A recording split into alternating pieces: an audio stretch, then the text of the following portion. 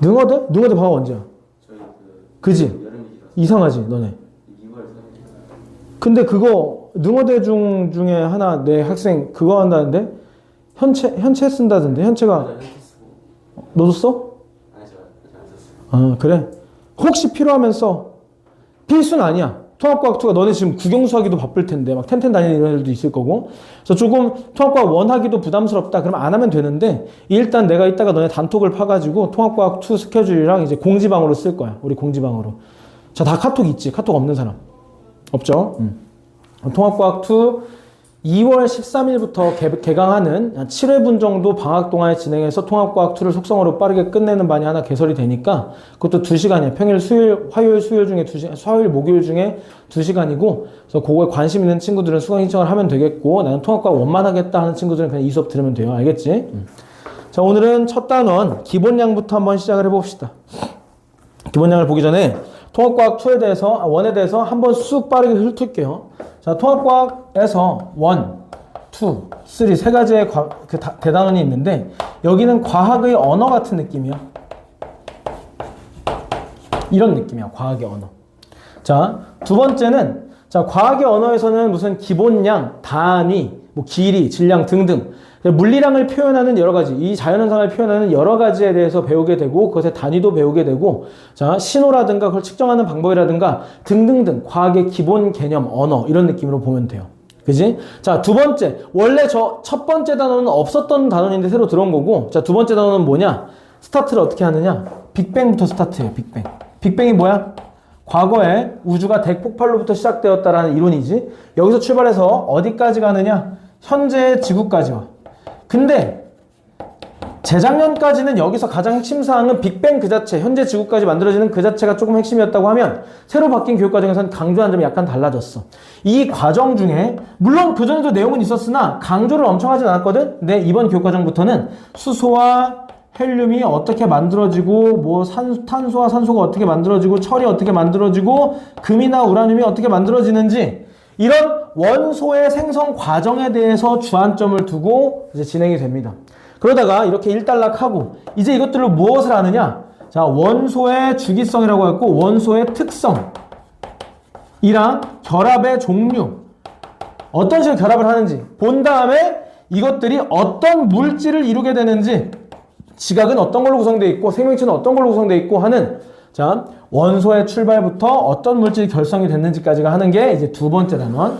자, 세 번째 단원은 이러한 언어를 가지고 그 다음에 이러한 물질들을 가지고 지구라는 시스템이 어떻게 굴러가고 있는지에 대한 얘기가 3단원에 나옵니다. 첫 번째로는 지구 시스템이라고 판의 이동이라든가 기권, 직권, 수권, 탄소 순환, 물의 순환 이런 것들이 나오고 자, 두 번째로는 역학적 시스템이라고 해가지고 중력이나 충격량, 운동량 이런 것들 우리가 일상생활에서 겪을 수 있는 어떤 역학적 요소들이 어떤 식으로 굴러가는지에 대한 내용을 다루고 세 번째는 생명 시스템이라고 해가지고 우리 몸속에서 일어나는 여러 가지 화학 반응들이 어떤 메커니즘에 따라서 일어나고 무엇이 어떤 역할을 하는지 그것들을 대략적으로 보게 됩니다. 이게 통합과학 원 내용이에요.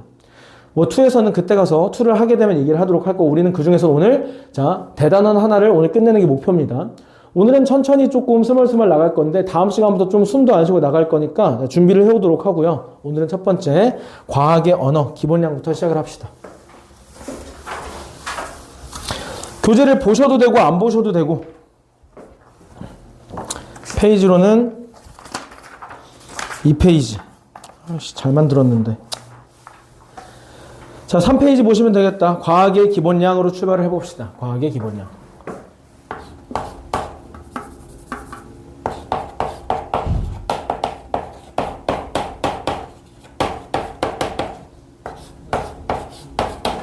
자, 과학의 기본량 첫 번째, 그중 첫 번째로서 시공간의 이해. 자, 소단원명, 중단원명은 조금씩 차이가 있을 수 있어요. 내 멋대로 하는 거니까. 교재는 공동교재고 내 멋대로 이제 전개를 하는 거니까. 너희한테 시간과 공간이 뭔지 설명하라 그러면 설명을 제대로 못해요. 그지? 나도 못해. 시간이 뭐냐 그러면 뭐, 너 어떻게 할래? 미래, 과거, 현재요. 뭐 더 이상 자세하게 설명할 수 있어? 없어. 그냥 흐르는 거예요. 이렇게밖에 설명 못하지.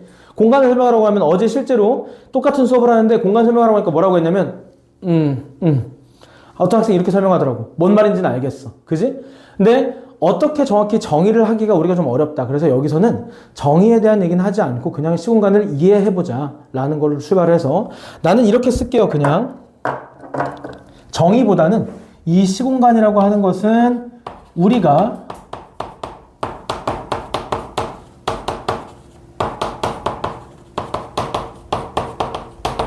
인지하는 자연세계 그냥 이런 느낌으로 받아들여 주세요. 그지? 그래서 과거, 미래로 흐르는 무언가, 그 다음에 여기 뭔가 차지하고 있는 무언가. 그래서 시공간이라고 얘기를 할게. 자, 이거를 뭐 외울 필요는 없어요. 정의가 아니라 그냥 이렇게 이해하자라는 거니까. 자, 그 시공간의 첫 번째 속성으로서 내가 소개할 것은 뭐냐면 규모에 대한 이야기입니다. 규모, 시공간의 규모. 규모는 영어로 뭐라 그래요? 스케일. 스케일이 크다라고 하면은 뭐야? 우리가 다루고자 하는 어떤 시간이나 공간적인 범위가 넓다. 이런 얘기죠. 그래서 두 가지로 나뉘어요. 첫 번째, 미시세계로 나뉘고 두 번째, 거시세계로 나뉩니다. 자, 미시세계는 말 그대로 뭐야? 미세한 거야. 마이크로야, 마이크로. 자, 거시세계는 뭐야? 매크로야, 매크로. 뭐다 거대하고 미세한 거의 차이야. 직관적으로 뭔 얘기인지 알겠죠? 그럼 미시세계는 어떤 거야? 규모가 작은 세계야. 시간이든 공간이든 규모가 굉장히 작은 세계야. 마이크로초, 나노초, 혹은 나노미터, 피코미터, 펜코미터 이렇게 작은 세계. 거시세계는 우리 눈에 보이는 세계야. 오케이? 거시세계는 우리 눈에 보이는 세계로서 뭐 시간, 일, 년 이런 시간적 단위부터 뭐 지구와 달 사이의 거리, 지구와 태양 사이의 거리 몇 광년 이렇게 굉장히 큰 거 혹은 야구공도 거시세계야. 그래서 이거를 무자르듯이 딱 구분할 수는 없어. 어디서부터 정확히 미시다, 어디서부터 정확히 거시다 라고 구분할 수는 없는데 구분을 할 수 있게끔 할 수 있는 기준을 한 4가지 정도만 너희한테 언급을 할 거고 시험 문제에 나올 때도 치사하게 안 나와. 난자는 미시야, 거시야, 눈에 보이는데 거시야, 눈에 보이지만 미시야 이런 거 안 물어본다고. 치사하게 안 물어보고 명확하게 주는 편이야. 야구공 하면 거시, 나무 거시, 태양 거시, 미시면 세포 하나, 일반적인 피부 세포 하나, 정자 하나, 혹은 분자, 단백질 하나, 그 다음에 원자 핵 하나 이렇게 명확하게 구분되는 것만 문제로 나올 거니까 걱정할 필요는 없지만 그래도 구분 기준 4가지 정도만 소개를 해볼게요. 자, 첫 번째, 가장 기본적으로는 자, 미시세계는 인간의 감각으로 인지할 수 없으면 미시세계야. 거시세계는 인간의 감각으로 인지할 수 있으면 거시세계야. 자, 두 번째, 이것은 학자들이 꽤나 많이 쓰는 기준인데 세포를 기준으로 그 크기가 세포보다 작으면 미시세계야, 크면 거시세계야. 근데 이건 좀 난해해. 우리 몸에서 제일 큰 세포가 뭘까? 이름 뭐라 그랬지? 태인? 우리 몸에서 제일 큰 세포가 뭐야? 물론 우리 넷은 안 가지고 있어. 뭐겠어? 난자. 우리 넷은 없지만 우리 인간한테 제일 큰 세포가 난자야. 난자는 너희가 종이에다가 샤프로 콕 찍으면은 그 정도 크기가 돼. 그래서 우리 눈에 유일하게 보이는 세포인데 그러면 난자 중에 제일 큰 이 세상에서 인간 말고 모두 다 포함해서 난자 중에 제일 큰 건 뭘까? 좀 억지를 부려보자면 타조알. 타조알도 일종의 난자일 거 아니야. 난자가 우리 몸에서 제일 크긴 하지만 굉장히 작잖아. 왜 그러냐면 너 중3이잖아. 그지? 중3이니까 가장 최근에 배웠을 텐데 난자라는 것은 며칠치 양분만 가지고 있으냐면 7일치 양분만 가지고 있으면 돼. 왜? 자, 수정란이 되고 나서 착상할 때까지 며칠 걸려? 7일 걸려. 그 7일 동안 뭐 해? 난할. 2세포배, 4세포배, 8세포배, 그 다음에 상실기, 포배기 이렇게 가잖아. 그 시기 동안 생명활동만 하면 돼. 그럼 7일치 양분만 있는데도 가장 큰 세포야. 그러면 밖에 나와서 한 달 품어야 깨어날 수 있는 알 같은 경우는 어떻게 써? 한 달치 양분을 안에 다 가지고 있어야 돼.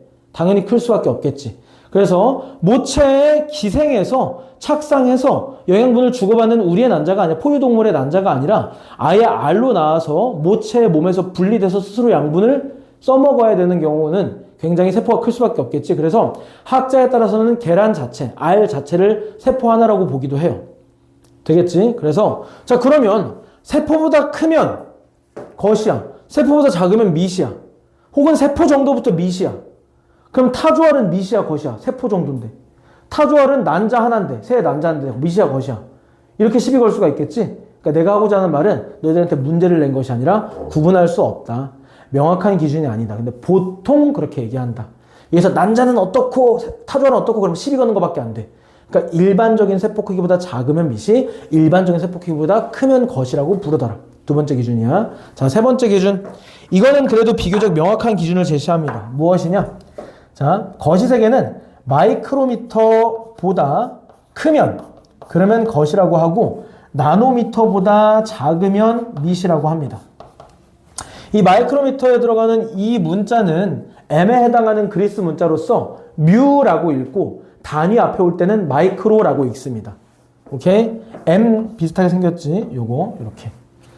자, 그리고 마지막으로 요거는 종종 빈칸 채우기 문제에 등장하기도 합니다. 그래서 내가 언급을 하는 건데, 자, 우리가 거시세계라고 하는 것은 인간이 인지할 수 있는 범위니까 경험적으로 느낄 수 있는 범위야.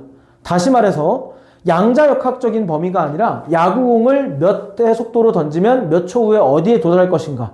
이런 것이 거시세계야. 양자 얽힘, 양자 무슨 뭐 이상한 개념들이 지금 속출하고 있잖아. 그지? 그 생소한 것들이 만들어지고 있잖아. 양자역학 이런 현대물리학에서. 그지? 그것은 우리가 경험적으로 느껴본 적 없는, 눈으로 보이지도 않는 그런 세계. 그런 세계는 미시세계야. 거시세계는 우리가 너네는 몇 년 살았어? 한 15년 이상 살았잖아. 그래서 16년 이상, 16년 정도 살았잖아. 이 시간 동안 너네가 경험한 것으로 이해할 수 있는 게 이제 거시세계야. 그래서 그런 세계를 우리 뭐라고 하냐? 그런 물리학의 세계를 뉴턴 역학 혹은 고전 역학을 적용할 수 있는 세계가 거시세계야. 미시세계는 현대 물리학 이나 양자역학 이렇게 불확실하고 확률적으로 나타낼 수 있고 경험적으로 이해할 수 없는 이런 세계, 이런 세계가 미시세계입니다. 그래서 무자르듯이 자를 수는 없다라고 했지만 저 정도 대략적인 카테고리들을 구분을 해주시고 미시세계와 거시세계에 문제가 나오면 이제 너희가 이해할 수 있으면 되겠습니다. 되겠지? 비교적 문제는 명확하게 나오니까 걱정할 필요는 없고요. 자, 그래서 시공간에 대한 이해를 했습니다. 두 번째, 규모에 대한 이해를 했으니까 이제 측정에 대한 이야기를 해보자. 측정은 이렇게 나눠볼게요. 측정은 먼저 시간, 그 다음에 공간. 공간이라고 하는 것은 주로 길이가 될 겁니다. 여기서 길이에 대해서 이야기할게.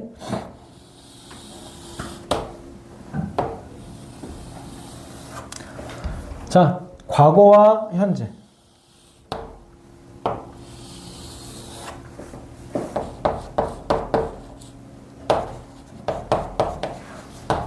과거와 현재. 자, 시간은 과거에 어떻게 측정했느냐? 얘들아, 옛날에 뭐가 중요했지? 원시시대부터 우리 인간에게 가장 중요한 게 뭐였어? 지금도 우리 하고 있지만 과거에 물 근처에 문명이 발달한 이유가 뭐야? 뭐가 중요하기 때문에? 농경사회잖아. 농경사회. 농사가 중요하기 때문이었어. 농작물이 중요하기 때문이었어. 그러면 뭐가 중요해? 농사를 잘 짓기 위해서는 기후를 예측하는 것이 중요해. 기후를 예측하려면 어떻게 돼야 돼? 패턴을 파악을 해야 돼. 그럼 패턴을 파악할 수 있으면 그때 시계가 있기를 했어, 달력이 있기를 했어, 뭘 있기를 했어. 그건 만들어낸 거지. 그럼 그 시대에 이 시기가 우리의 삶 중에서 어느 시기인지 알려면 무엇을 보는 게 가장 좋았냐면 천문을 보는 게 좋았어. 하늘을 보는 게 좋았어.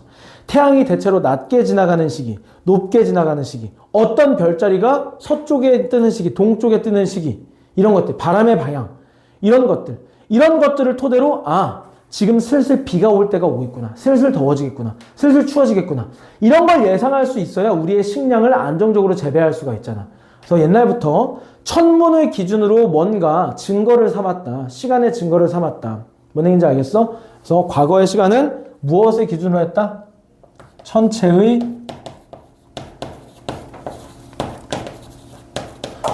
운동으로 측정을 했습니다. 과거에는 시간을 천체의 운동으로 정하고 측정을 했습니다. 되겠죠? 자, 시간이 흘렀어. 시간이 흐르다가 이거로는 조금 부족했어. 충분해. 근데 사실은 우리 지금도 아직도 천체의 운동으로 재고 있잖아요. 1년 뭐가 기준이야? 지구의 공전.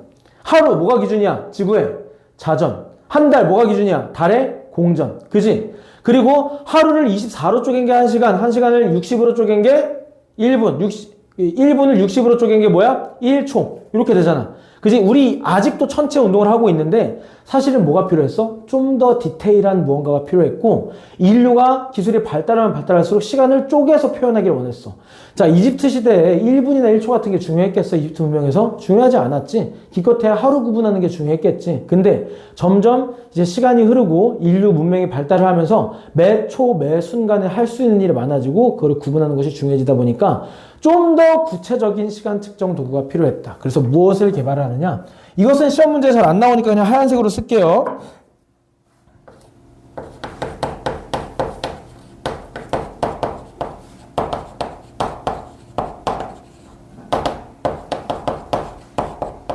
진자가 뭐니? 진자가 뭐야? 이런 거죠, 진자. 이런 게 진자라고 한단 말이야. 그지?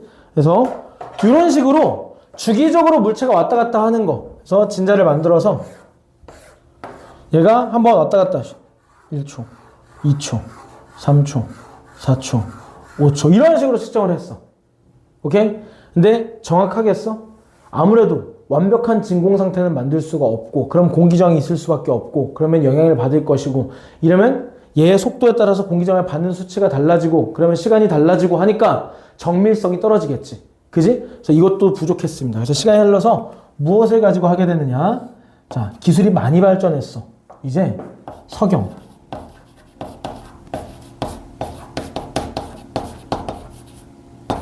석영에 압력을 가해봤더니 뭐가 발생하더라? 일정한 진동수의 전류가 발생하더라. 그 진동수를 가지고 시간을 측정하기 시작했다. 오케이? 이 원리를 자세히 알 필요는 없어요. 키워드만 알면 돼. 너희는 키워드를 처음에는 천체를 기준으로 재다가 나중에는 석영 가지고 재게되었다. 이 정도 느낌만 알고 있으면 객관식 문제를 푸는데 지장이 없습니다. 되겠지? 조금 더 구체적으로 설명을 하면 석영이 뭐야? 너희가 알고 있는 그 투명한 모래알갱이야. 그 결정이 석영이라고 해. 석영에다가 압력을 가하니까 뭐가 나오더라? 일정한 진동수를 가진 전류가 나오더라. 그래서 요거를 활용한 게 비교적 최근 기술인데 아직도 활용하고 있어요. 우리 전자시계 말고 어떤 정밀한 기계 말고 일반적인 손목시계 있잖아. 그 똑딱똑딱 돌아가는 그 시계바늘 있는 시계. 거기 보면 가끔 이렇게 써 있어요. 이렇게 써 있어요.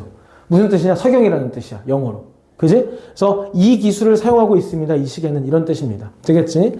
자, 그리고 현재 와서는 훨씬 정밀하게 측정하게 되는데 잠깐 스킵하고 과거의 길이 측정 방식부터 다시 보자. 과거는 길이를 어떻게 측정했을까? 자, 우리 일상생활에서 밀리미터, 센티미터, 미터 같은 걸 주로 쓰지만 옷가게 가면 뭘 쓰니? 너의 허리 길이, 허리 사이즈 못 써. 단위. 인치 쓰잖아. 그지? 인치가 무슨 의미야? 손가락 한마디의 의미야. 그리고 또 그 영미문화권에서는 길이를 표현할 때, 높이를 표현할 때 미터라고 안 쓰고 보통 뭐라고 써? 피트 쓰지. 마일을 쓰기도 하고 야드를 쓰기도 하는데 아무튼 인치나 피트는 뭐야? 사람마다 그 정확한 건 나도 몰라. 그래서 사람마다 얘기하는 게 달라서 한 발걸음 보폭을 얘기할 때도 있고 발 사이즈로 얘기할 때도 있는데 발 사이즈가 30피트면 한 25니까 발 사이즈일 수도 있겠다. 발 사이즈 아니면은 뭐야? 보폭을 얘기를 한대. 피트가. 이거 뭐야? 신체 부위. 인치 뭐야? 신체 부위. 그리고 고대 이집트에서는 큐빗이라는 단위가 있었는데 큐빗이 뭐야? 팔꿈치부터 손끝까지 거리를 큐빗이라고. 1큐빗. 이것도 뭐야? 신체 부위. 그러니까 과거에는 무엇을 기준으로 길이를 측정했다? 신체 부위.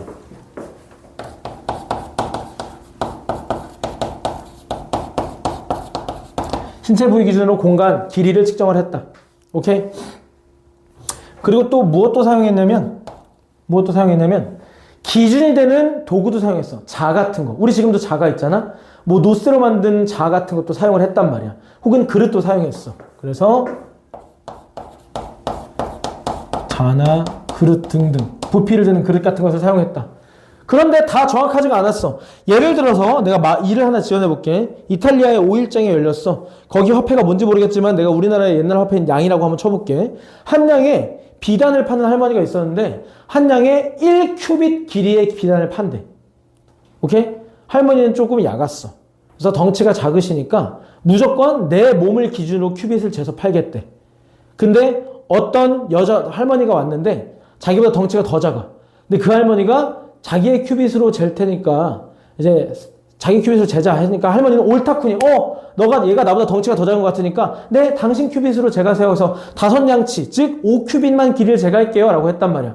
그래서 그렇게 하세요 했는데 갑자기 이리 와봐라고 그 시대에 노예가 있었으니까 노예를 불러. 노예의 키가 2m 20cm야. 그래서 네 큐빗으로 재자. 할머니의 큐빗은 30cm였어. 근데 노예 큐빗이 덩치가 엄청 크니까 60cm인 거야. 그래서 걔가 1큐빗을 5큐빗을 재기 시작해. 60cm. 할머니가 됐으면은 1m 50cm인데 노예가 되니까 3m를 끊어가는 거야. 그지? 할머니 울겠지. 이렇듯 얕게 행동할 수도 있지만 어쨌든 억울하게 행동할 수도 있잖아. 이게 다 왜 그런 거야? 기준이 객관적이지가 않아서 그런 거야. 정밀하지도 않은데 객관적이지도 않고 일관성도 없어. 그럼 신체 가지고 측정한 것은 한계가 있지. 그래서 기구로 했는데 기구는 한계가 없을까? 아니지. 기구 예를 들면 노쇠로 만들었어. 노쇠면 뭐야? 금속이야. 그지? 금속이야. 금속이면 여름에는 길이가 어떻게 될까? 길어지겠지. 겨울에는 줄어들겠지. 그럼 파는 사람은 겨울에 팔고 싶어 하고 사는 사람은 여름에 사고 싶겠지. 이런 문제점도 생겨. 그지? 부러질 수도 있고 쭉 늘릴 수도 있고 잘라서 사기칠 수도 있고 기준이 명확하지가 않아. 그지? 그래서 뭐가 떨어진다? 이러한 방법들은 전부 뭐가 떨어진다? 객관성이 떨어지고 일관성도 떨어지고 정밀성도 떨어지고 그리고 측정 범위도 굉장히 좁다. 매우 작은 거 못 재, 매우 큰 거 못 재. 이런 단점들이 있었어 과거에는.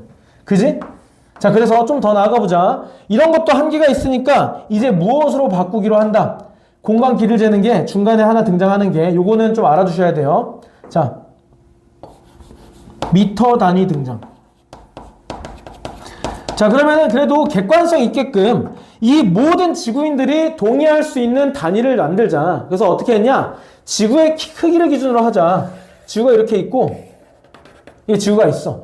여기 자전축 꼭대기가 있어. 여기서부터 적도까지 가장 짧은 거리, 요 거리를 1천만으로 나눈 것을 1m라고 정의를 하자라고 약속을 했어. 그래서 지구 자오선, 이거 자오선이라고 해. 자오선의 절반을 1천만으로 나눈, 1000만으로 나눈 것을 1m라고 하자라고 약속을 했어. 오케이. 이제 뭐는 생겼다? 일관성과 객관성은 생겼다. 근데 정밀성을 가지려면 매번 가서 잴 수도 없고 불가능하기도 하지만 그러니까 사람마다 이제 1천만으로 나누는 과정에서 오차가 발생하겠지. 그러다 보니까 어떻게 해? 정의는 이렇게 하되 요거에 해당하는 어떤 기구를 만들어서 좋은 곳에, 안전한 곳에 보관을 하자. 그래서 어떤 개념이 등장하냐면 원기라는 개념이 등장합니다. 원기. 미터 원기, 1kg 원기 등등 하나의 단위를 정해놓고 기구로 표현해 놓은 것이 있어. 어떤 박물관 같이 굉장히 보안이 잘 된 곳에 보관을 해놨겠지? 그지? 근데 아무래도 이 원기가 있다는 것은 어떻게 사용하겠다는 거야? 중요한 측정할 일이 있을 때 거기에 찾아가서 측정을 해서 가지고 오겠다는 거야. 예를 들면 어떤 지역에서 도량형을 한번 써야 돼. 그래서 가서 미터 원기를 이거 한번 꺼내주세요. 그래서 돈 내고 꺼내가지고 측정해가지고 감사합니다. 와. 그래서 이 마을에서 이제 이거 가지고 이거 기준 삼아서 쓰면 되겠지. 그럼 그 과정 중에서 원본과 얘의 오차도 발생할 수 있겠지. 그지? 가져오는 과정에서 기후가 다르고 습도가 다르고 온도가 다르고 여러 가지가 달라. 오차 발생할 수 있겠지. 그지? 심지어 원기도 영원 불멸하지는 않아. 그지? 온도 변화가 조금 있으면 습도 변화가 조금 있으면 광도 변화가 조금 있으면 영원 불멸하지는 않아. 그래서 얘도 정밀성을 원하는 만큼 확보하지 못했어. 과거에 비해선 정밀하지만 인류가 기술이 발전함에 따라 이거를 엄청나게 요구한단 말이야. 이걸 엄청나게 요구하기 때문에 얘도 만족스럽지 못했다. 그래서 참고로 이 원기라는 것은 전 세계적으로 인정받는 기준 기구를 얘기를 하는 거야. 되겠죠? 자, 그래서 시간이 흘러서 여기서 키워드 알아놓자. 키워드. 뭐가 키워드야? 신체 부위. 그리고 기구. 자, 여기도 원기. 이렇게. 자, 시간이 흘러서 현대의 기술이 굉장히 발달했고 객관성도 굉장히 요구하고 정밀성도 굉장히 요구를 하게 되었어. 그래서 드디어 요 상한 짓거리를 하기 시작하는데 그것이 무엇이냐? 자, 세슘 원자식이라는 걸 만들어냅니다. 이 세슘은 1족, 주기율표 기준으로 1족 6주기에 해당되는 원소로서 좀 희소한 원소기도 한데 자, 어떤 특징이 있냐? 저 세슘 원자라고 했으니까 원자핵과 전자로 이루어져 있겠네. 전자 중에서 가장 바깥쪽 껍질에서 굉장히 규칙적으로 진동하는 전자가 있어. 그 전자의 진동수를 기준으로 1초를 측정하자. 자, 숫자 굉장히 더러워. 외우지 않았어요. 더러운 숫자가 있는데, 자, 이거는 몰라도 돼요. 너희들은 세슘 원자식에 라고만 알고 있으면 되고, 부연 설명해. 내가 쓸게. 자, 세슘 원자내 전자가 미리 약속된 특정 횟수 진동하는데 걸리는 시간을 기준으로 1초를 정의했다. 이게 세슘 원자식이에요. 오케이? 너희는 그냥 뭐만 알고 있으면 돼. 세슘 원자식에 조금 더 가면 그냥 특정 횟수 진동 이 정도만 머리에 담아놓으면 돼. 주관식으로는 안 나올 테니까. 되겠어? 자, 세슘 원자식이라는 것은 세슘이라는 원자 가장 바깥쪽에 있는 전자가 굉장히 규칙적으로 진동을 하니 그 진동 횟수가, 자, 참고로 저 진동하는 횟수는 어마어마하게 많아요. 몇 억대야, 몇 억대. 몇 천억, 몇 십억 이런 수준이야. 자, 그 정도로 어마어마하게 많은 횟수를 진동하는데 걸리는 시간은 1초라고 하니 얼마나 정밀하게 될 수 있겠어. 예를 들면 내가 억지를 조금 부려볼게. 33억 3,333만 303만 3,333 33억 3,333만 3,333 요 정도 회 진동하는데 걸리는 시간은 1초라고 한대. 그러면 사실상 어디까지 측정할 수 있다는 뜻이야? 33억 3,333만 3,333 분의 1초까지 측정할 수 있다는 뜻이야. 거꾸로 얘기하면. 이만큼 진동하는 횟수를 잴 수 있을 정도라면 1회 진동하는 걸 확인할 수 있거든. 그러면 이만큼 진동하는 게 1초라면 1회 진동할 때는 33억 3,333만 3,333분의 1초까지 측정할 수 있다는 얘기지. 그러니까 뭐가 확보된 거야? 어마어마하게 정밀함이 확보된 거야. 정밀함, 객관성, 일관성 모든 것이 확보가 됐습니다. 됐죠? 자, 그 다음에 길이로 갈 건데 길이는 이제 다시 한번 이 세슘 원자시계를 활용하게 됩니다. 거속시를 쓸 거거든요. 자, 길이를 할 때는 광속을 활용할 건데 얘들아 이거는 좀 외워주시는 게 좋아요. 광속시는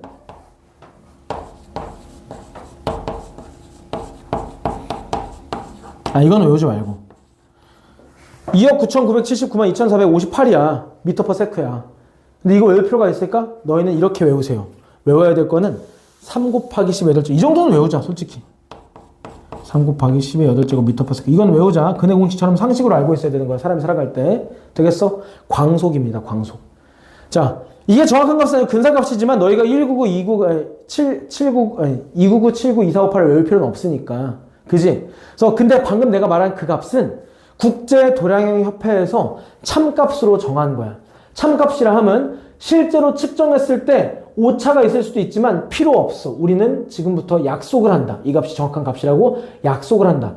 라고 정한 게 299792458이야. 오케이? 너희는 대략적으로 3 곱하기 10의 8제곱이다 라고 알고 있으면 되고, 자, 광속을 이용해서 무엇을 사용한다? 거속시를 사용해.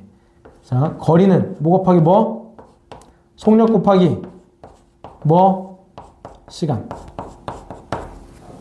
이 속력을 측정하는데 광속을 갖다 쓰고 시간을 측정하는데 세슘 원자식을 갖다 써서 거리를 굉장하게 정밀하게 측정하기 시작했어. 되겠어요? 그래서 우리 공간의 키워드는 광속이 키워드가 되겠습니다. 되겠지? 그러니까 이런 게 현대사회에 사용된다는 거야. 과거에 많은 노력이 있었지만 점점 객관성, 일관성, 정밀성을 요구하기 시작하면서 점점 더 기술이 발전했고 그러다 보니까 굉장히 작은 세계, 좁은 세계, 미시세계부터 엄청나게 큰 세계까지 다 섭렵할 수 있게 되었다. 이런 얘기입니다. 되겠지? 그러면서 뭐가 넓어졌다? 측정할 수 있는 범위가 넓어지게 되었다. 오차는 줄어들고 범위는 넓어졌다. 이런 얘기입니다. 되겠죠? 그러니까 저런 게 어디 사용되냐면 그 인공위성 있잖아. 우리 지구의 중력이 지표면 근처에서는 9.8m/s 제곱이라는 값을 쓰지만 사실 그것은 상수가 아니라 지구 중심으로부터 거리에 따라 달라져. 지표면 근처에서는 9.8이라는 값을 쓰지만 지표면부터 멀어지게 되면 거리가 달라져. 거리가 달라지면 중력이 달라져. 중력이 달라지면 우리가 너네가 만약 이과를 선택하게 되면은 상위 과목에서 나중에 배우게 될 텐데 일반 상대성 이론에서 중력이 달라지면 시공간이 일그러진다. 이런 걸 배운단 말이야. 자, 그러면 인공위성이 돌고 있는 곳은 지상으로부터 100km, 200km 이런 지점이기 때문에 확실하게 중력이 달라. 그럼 시간이 다르게 가. 근데 우리는 뭘 요구해? 인공위성으로부터 엄청난 퍼포먼스를 요구해. 정밀한 시간, 정밀한 나의 GPS 위치 이런 걸 요구한단 말이야. 그럼 인공위성에 뭐가 들어있어야 돼? 이 기술이 다 들어있어야 정밀하게 측정할 수 있어. 실제로 인공위성에는 세슘 원자시계가 다 들어있어. 그리고 모든 계산값이 정해져 있어서 중력이 다르다는 점 때문에 생기는 시간 오차까지 전부 다 보정해서 우리한테 정보를 보내줍니다. 아무튼 현대에는 이런 기술들을 사용하고 있다는 거 알아주시면 되겠습니다. 오케이? 자, 그래서 시공간에 대한 이해를 했고, 자, 그 다음에 우리 기본량으로 갑시다. 자, 두 번째.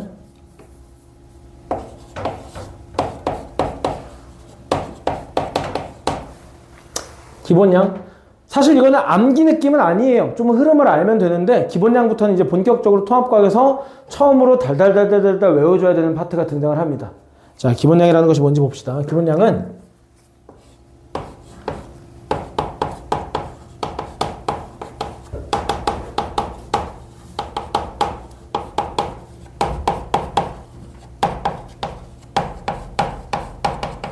자연을 표현하는 기본 물리량이다. 근데 얘는 특징이 있어요. 어떤 특징이 있느냐?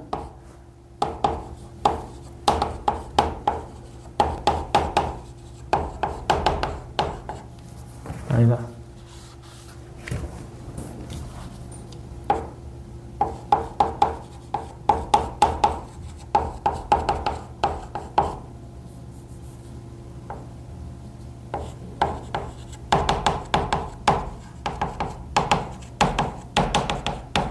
다른 기본량으로 표현될 수 없는 고유하고 독립적인 물리량이에요. 예를 들면 길이로 시간을 표현할 수 있냐? 네. 속도 곱하면 되잖아요. 그런 거 말고. 속도는 그럼 어떻게 표현해? 미터 퍼 세크잖아. 그지? 여기 시간 개념 들어있고 미터 개념 들어있잖아. 이 두 개가 서로 덧셈, 그러니까 나눗셈 곱셈을 할 수 있어도 시간으로 거리를 나타낸다. 세컨드로 미터를 나타낸다. 이런 거 불가능해. 온도 가지고 뭐 질량을 나타낸다. 이런 게 불가능하다는 얘기야. 그래서 서로가 서로로 표현될 수 없는 고유한 물리량을 기본량이라고 하고, 아까 얘기했던 그 도량형 협회 있잖아. 이거를 참값으로 정한 도량형 협회. 거기서 7개의 기본량을 정했습니다. 서로 다른 것으로 표현될 수 없는 이 세상을 구성하는 가장 기본적인 물리량 7개를 정했습니다. 자, 종류. 기본량 종류 외우셔야 돼. 자, 내가 거기다가 외우는 방법도 써놓기는 했어. 약간 유치하긴 한데 원래 유치할수록 머릿속에 잘 남으니까. 자, 이렇게 써놨습니다. 사, 기, 직전에 온 광물이다. 살려고 했는데 사기 직전에 와버린 거야. 로켓 배송이 와버린 거야. 그래서 자, 시, 길, 질, 전, 온, 광, 물. 사기 직전 온광물. 시간, 길이, 질량, 전류, 온도, 광도, 물질량. 좀 억지스럽지? 그래도 도움이 필요하면 그렇게 외우시도록 하고요. 자, 적어볼게. 굉장히 중요해요. 시간, 길이, 질량, 전류, 온도, 광도, 물질량. 오케이? 이렇게 7개. 외워주셔야 돼. 기본량 7가지. 이것들은 뭐다? 서로 다른 것으로 표현될 수 없는 가장 기본적인 물리량입니다. 되겠죠? 자, 우리가 이거에 각각 SI 표준 단위계라는 게 있어요. 표준 단위계. 이런 것들을 나타내는 단위, 기본 단위까지도 정해줬어. 국제 도량형 협회에서. 오케이? 자, 근데 이 단위계를 왜 정할 수밖에 없었냐면 우리가 일반적으로 시간이나 길이나 질량이나 전류나 온도나 광도나 물질량을 표현을 할 때 서로 다른 단위를 사용하게 되면 의사소통에 불편함이 생기고 기준이 필요했어. 그래서 정한 거야. 우리가 여러 가지 단위계가 있어요. 영미문학관, 아까부터 영미문학관 얘기는 하지만 시간에는 다 똑같아요. 근데 좀 억지를 부려보면 옛날에 무슨 단위로 썼니? 동양에서. 일각의 시간을 주겠소. 무협지나 조선시대 드라마 보면은 일각의 시간을 주겠소. 이런 말 나오지? 일각이 뭐야? 약 15분. 그럼 한나절, 반나절, 뭐야? 한나절이면 6시간, 반나절이면 3시간 이런 것들 있잖아. 그지? 자, 이렇듯이 시간을 표현하는데도 여러 가지 표현이 있었고 심지어 좀 더 정확한 표현으로는 뭐 자시, 오시 12간지로 쪼갰었잖아. 이제 동양에서는 시간을 12간지로 쪼갰었어. 그지? 그런 게 있었는데 자, 뭐로 통일하기로 한다? SI 표준 단위기로 시간은 세컨드로 통일하기로 한다. 초를 기본 단위로 하기로 한다. 길이도 여러 개가 있지. 아까 얘기했듯이 피트, 인치, 마일, 야드 등등이 있단 말이야. 우리는 다 필요 없고 기본 단위로 미터를 채택하기로 한다. 그래서 SI 표준 단위기를 미터법이라고 하기도 합니다. 되겠어? 자, 그리고 질량은 킬로그램이라고 하기도 합니다. 얘는 살짝 아이러니한 점이 그램이 독립적인 단위고 K는 사실 1000이라는 의미를 가지고 있거든. 킬로미터 하면 1000m잖아. 그지? 킬로그램은 1000g이란 말이야. 하지만 그냥 그렇게 인정을 했습니다. 자, 전류는 암페어. 온도는 켈빈. 들어봤어야 됩니다. 중학교 2학년 때. 자, 광도는 생소할 거야. 칸델라.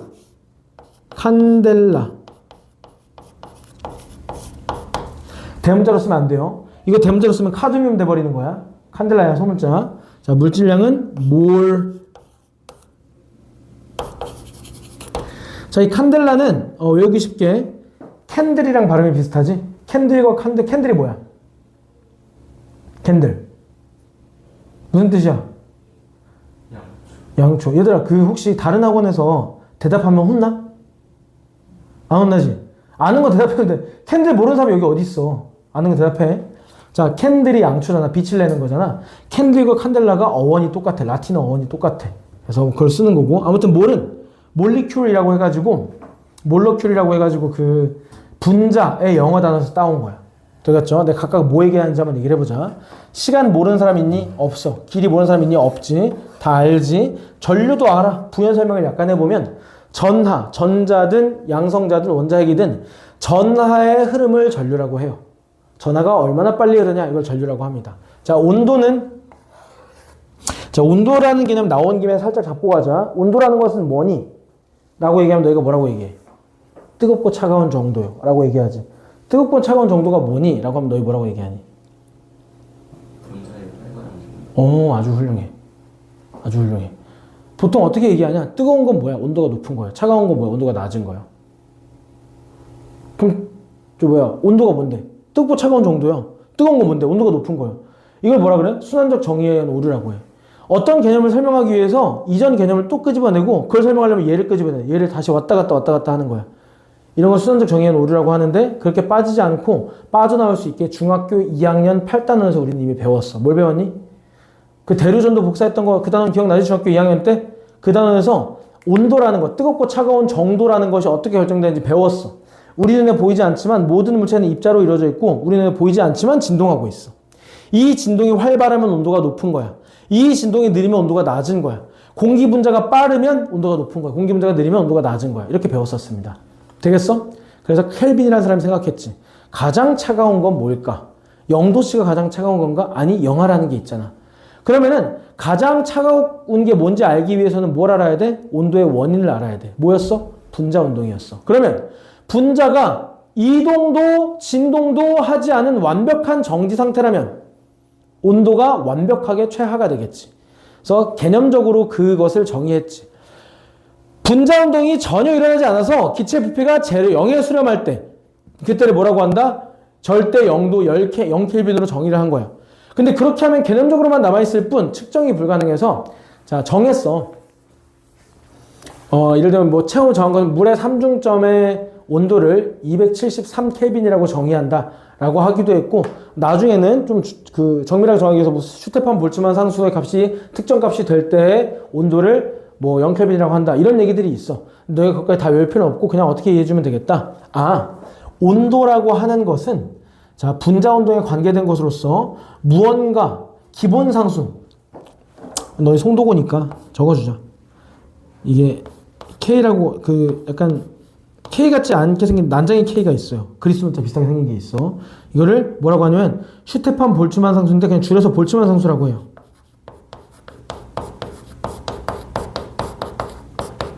이거가 특정 값을 갖도록 하는 온도를 0켈빈 혹은 273켈빈으로 정의를 했습니다. 자, 필수적으로 알아내야 될 것들은 자, 시간은 뭘 통해서 정의됐어? 세슘 원자식에.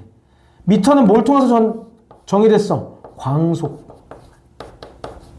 뭐 플랑크 상수, 기본 전하량, 볼츠만 상수 등등이 있어. 아보가드로 수 등등이 있어. 근데 이거는 학교 선생님마다 강조하는 부분이 다르기 때문에 필수적으로 알아놔야 되는 것만 언급을 하고 나중에 학기 중에 내신 수업을 하게 되면 너희 학습지나 교과서를 참고를 해서 나머지 필요한 것들을 짚어주도록 할게. 일단 지금은 기본적으로 뭐만 알면 되겠다. 7개의 기본량이 존재하고 이제 거기에는 표준 단위계를 사용하기로 약속이 되어 있구나. 시간은 세컨드, 길이는 미터, 질량은 킬로그램, 전류는 암페어, 온도는 켈빈, 광도는 칸델라, 물질량은 몰. 다 외워주셔야 돼. 여기 표에 적힌 거는 모조리 싹 다 그냥 외워주셔야 돼. SI 표준 단위계라는 표현까지 외워주셔야 됩니다.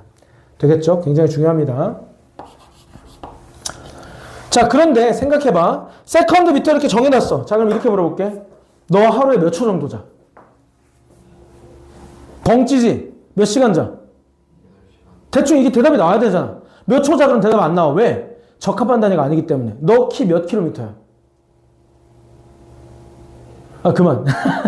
이상하잖아. 생각을 해야 되잖아. 너 몇 센치야? 그럼 대답이 나와야지. 뭐 173cm 이렇게 대답이 나와야 될 거 아니야? 그지? 그런데 혹시 기분 나빴어? 혹시 더 커? 네. 좀더 크긴 하죠. 아, 그래. 175라고 하면 좀 기분이 괜찮겠니? 그렇지.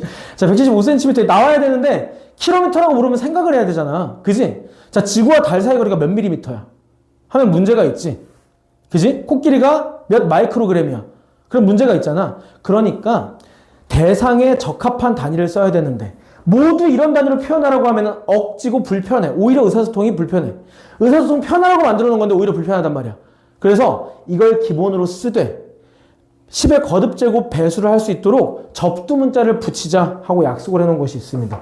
자, 접두문자.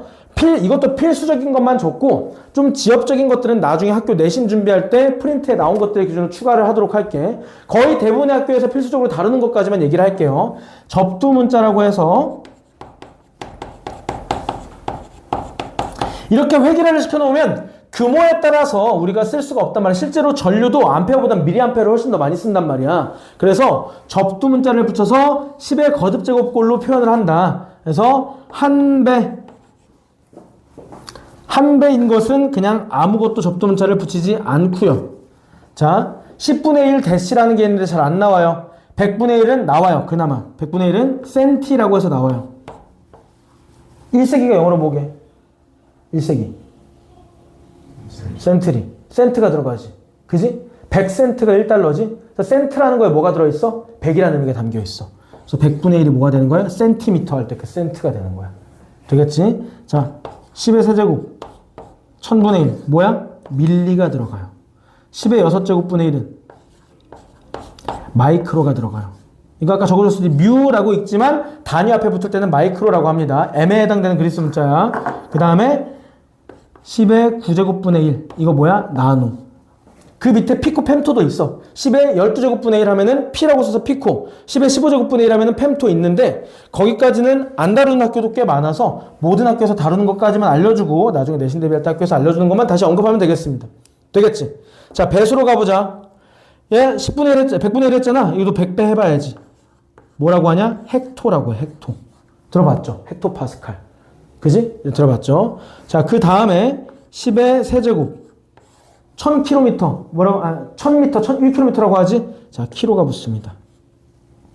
10의 6제곱 뭐가 붙을까? 메가가 붙어.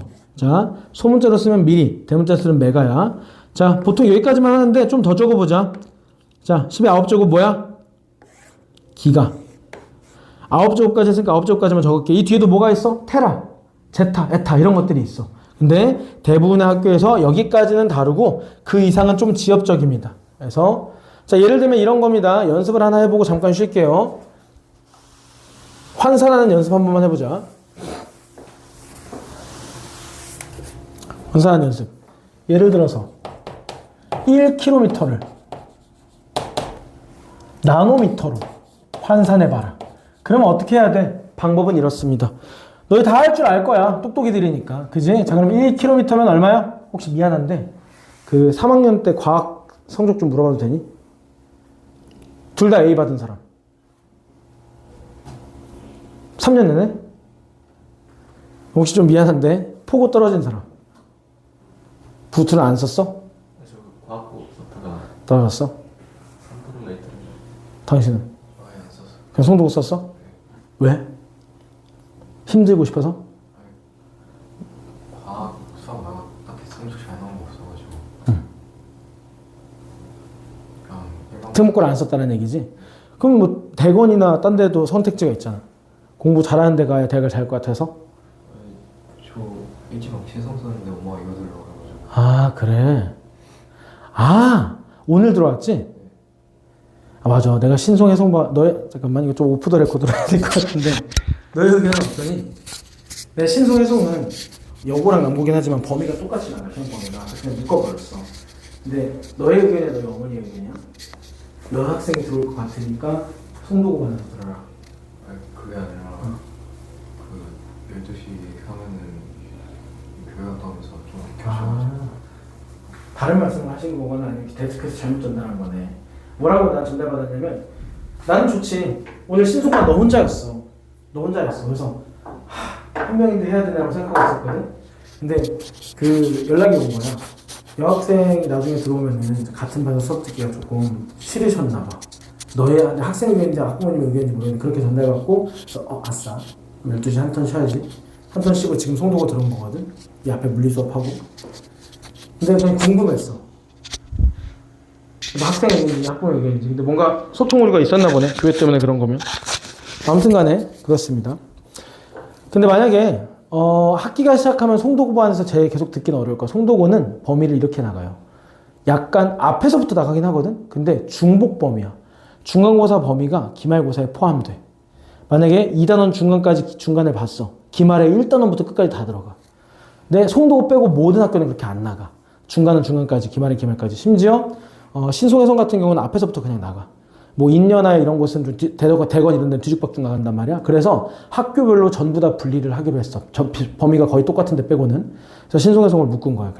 그래서 아마 신송을 가게 되면 신송도 초과지. 근데 거의 잘 안 떨어지지. 조금 초과지. 많이 초과야? 4-5명 중에 한 명 떨어져요. 아, 그래? 이지망 어디 있었어? 이지망 송도요. 이지망 송도? 송도 일지망? 당신도 송도 일지망이야? 아, 포고 쓰고 송도구나. 뭐 아무튼 궁금해서 한번 물어봤습니다. 그래서 학기 중에는 신송반으로 옮겨야 될 텐데 내 반도 있고 다른 반도 있기는 해. 그래서 시간대 맞춰서 가면 될 거고. 그건 좀 양해를 구해줘. 3월부터 옮겨야 된다는 거. 자, 해보자. 어떻게 한다? 자, 다 똑똑이들이니까 그러면 다 알겠네. 다 A 맞았으니까 이 정도 수학도 그 정도 나오지? 수학 잘하지? 자, 여기는 단위를 맞춰주면 돼. 그러면 나머지는 다 바꿔주면 돼. K면 몇이야? 1000이죠? 10의 세제곱 미터. 자, 여기는 얘 X로 바꿔주고 나누면 뭐야? 10의 9제곱분의 1로 바꿔주고 미터. 그러면 이 숫자와 이 숫자가 같아지도록 만든 X를 구하면 되니까 X는 뭐가 돼? 10의 그렇지. 이런 식으로 되겠지? 또 다른 것도 한번 해볼까? 뭐 귀찮긴 한데 예를 들면 아니다. 어차피 똑같네. 아무튼 어떻게 하라고? 기본 단위만 남기고 접두 문자는 전부 숫자로 바꿔준다. K면 1000 나누면 10의 9제곱분의 1. 그래서 이 숫자가 일치하도록. 왜? 단위는 맞췄잖아. 단위 맞췄으니까 숫자가 일치하도록 바꿔준다. 되겠어? 그래서 모르는 걸 찾아주시면 되겠습니다. 쉬운 내용이지. 그렇지? 잠깐 쉬었다가 유도량하고 측정 표준하고 신호해서 마무리하도록 하자.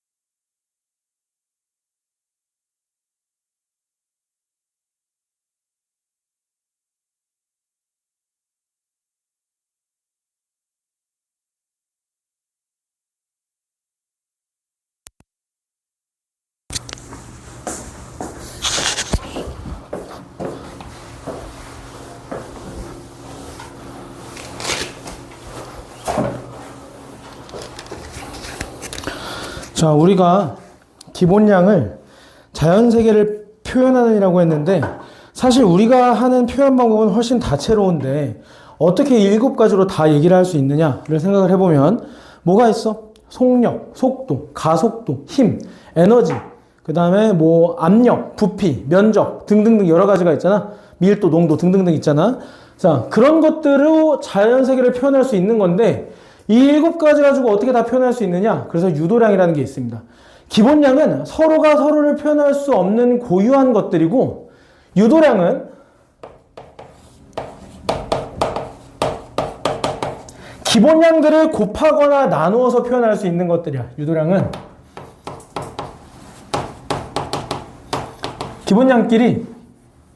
기본량을 서로 다른 것도 좋고 똑같은 것도 좋아. 기본량을 곱하거나 나누어 표현하는 새로운 물리량들을 이야기하는 겁니다. 자, 예시를 들어보자. 첫 번째, 가장 기본적으로 속도, 그 다음에 면적, 부피, 가속도, 힘, 또 뭐가 있을까? 에너지,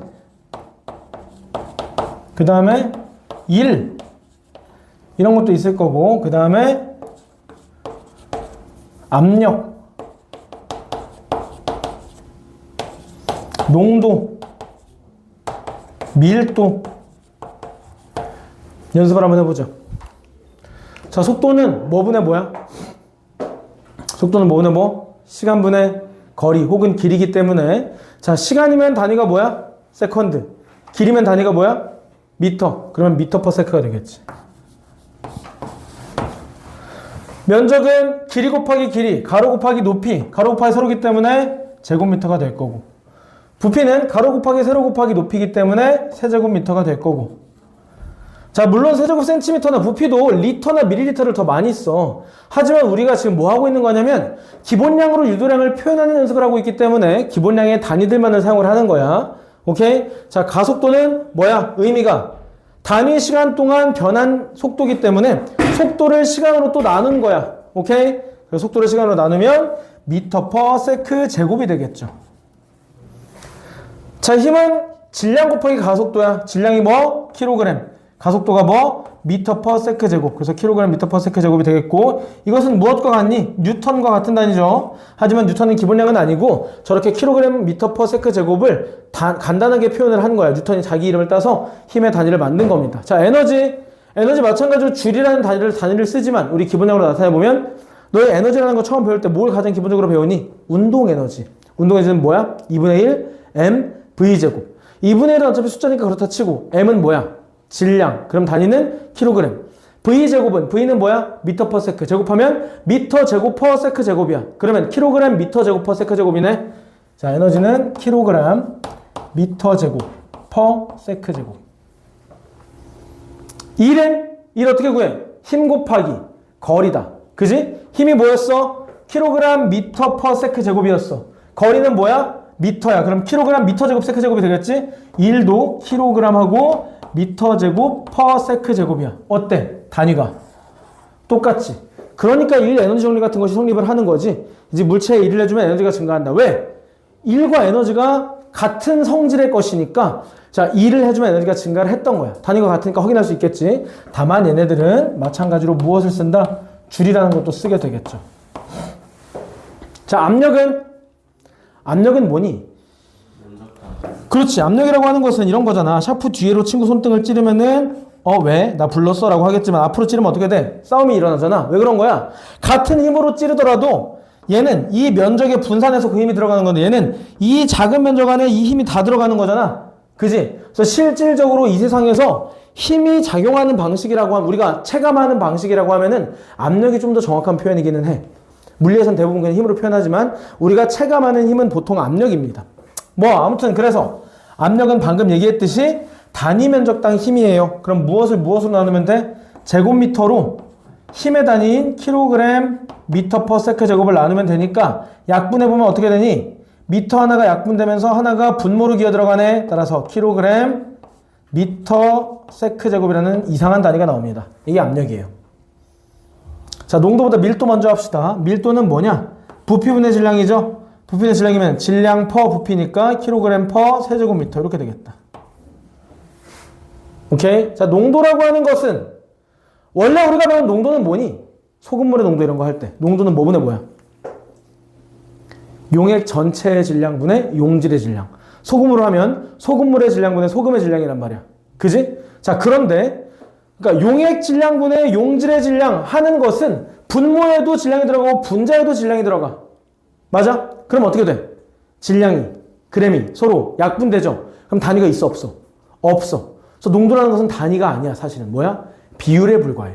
질량의 비율에 불과해. 단위가 아닙니다, 사실은. 오케이? 그래서 내가 여기서 쓰고자 하는 농도는 뭐냐면 몰농도를 사용할 거야. 몰농도. 몰농도라는 것은 뭐냐? 실제로 너희가 통합과학 2에서 나중에 뭐 화학 반응 같은 걸 하게 되면 실제로 우리한테 중요한 것은 뭐냐면 입자수가 중요해. 입자수가. 오케이? 질량 따위는 그렇게 직관적인 단서를 주지 않아. 물질마다 질량이 달라. 똑같은 입자수라도 물질마다 질량이 다르기 때문에 질량은 우리한테 직관적으로 얼만큼 많이 반응을 하냐에 대한 정보를 주지를 못해요. 다른 과정이 필요해. 그러다 보니까 우리한테 중요한 건 뭐다? 입자수가 중요하다.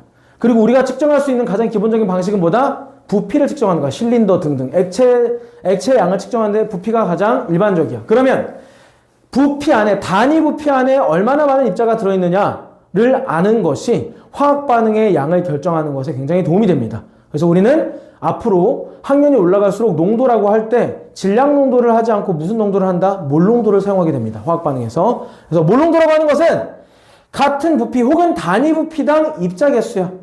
그지? 모모당 모 하면은 분모의 모모 당 하면 모모당 모모 하면 똑같은 얘기네. A당 B 하면은 뭐가 되는 거야? 분모의 A가 오고 분자의 B가 오는 거야. 그래서 부피당 입자수 그러면은 분모의 뭐가 와? 부피니까 세제곱미터. 분자의 뭐가 와? 몰. 사실 몰농도는 이게 아니에요. 원래는. 몰 퍼 리터야. 원래는. 몰 퍼 리터인데 우리 지금 계속 뭐 한다고? 기본량으로 표현하는 연습 쓰니까 이렇게 할 뿐이지 나중에 너희가 배우게 될 때는 몰 1리터에 얼마나 들어있느냐 몰 퍼 리터로 표현하게 됩니다. 지금은 그냥 기본량으로 표현하는 거니까 넘어가도록 합시다. 되겠죠? 자, 이따가 문제에서도 볼 건데 이런 식으로 단위인 척하는 비율들이 몇 가지가 있어. 방금 얘기했듯이 자, 소금물에 농도할 때 용액의 질량분의 용질의 질량 하기면은 그램이 약분이 되니까 질량의 비율이 구해지는 것이지 단위가 남는 것이 아니라 그랬어. 이런 게 또 있어. 수학 선행 어디까지 했어? 미적. 당신은? 필수. 그래? 그러면은 그 호두법 못 들어봤겠네? 네. 호두법. 호두법이라는 게 있어. 간단하게 설명을 하면 뭐 필수적인 이 단어에서 필수적이진 않지만 내가 소개를 하고 싶어서 이런 그 질량이 약분되는 이런 비율로 단위인 척하는 비율들이 있어. 호두법도 그 중에 하나인데 이런 겁니다.